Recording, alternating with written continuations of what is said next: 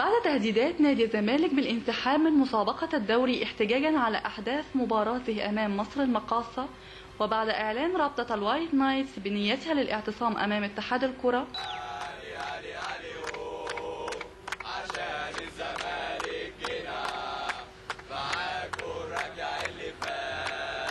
استعد اتحاد الكرة لاحتواء الأزمة على قدم وساق، بدءا من استخدام الشرطة منذ الصباح الباكر وتوافد قوات الأمن المركزي لتحصين جراج المبنى تحاشيا لأي اعتداءات، وتتابعا بخروج إيهاب صالح المدير التنفيذي للجماهير لتهدئتهم قبل اشتعال الموقف.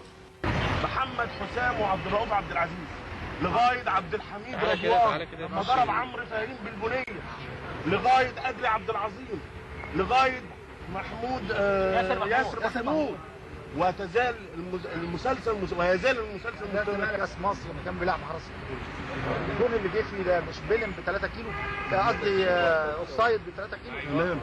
طب ده كان ضد الاهلي برضه.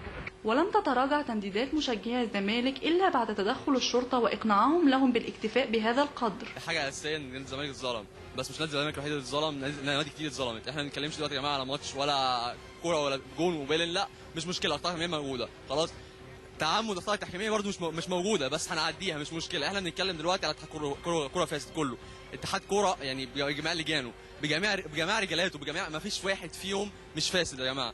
ان الحزب الوطني الديمقراطي الرائع عضو مجلس الشورى لعيبه خلاص اتكشفت، لازم يلعب العاب ثانيه، لازم يغيرها لانها خلاص ادمت، هو قديم قوي. وبيجي حكم ملوش لازمه ماشي في الكلمه، بيجي بيلغي جون، بيلغي تسلل، بيضيع 3 نقط من فرقه، بيضيع مجهود فرقه، بيضيع يعني. احنا عندنا نادي الزمالك، احنا اول الدوري وان شاء الله ناخد الدوري، وجاي بقولها النهارده نادي الزمالك بطل الدوري الموسم 2011 غصبا عن اي حد. ما فيش حاجه تتعمل تاني غير الجمهور الزمالك كده. هنمسك كلوب ولا نخش نكسر الاتحاد؟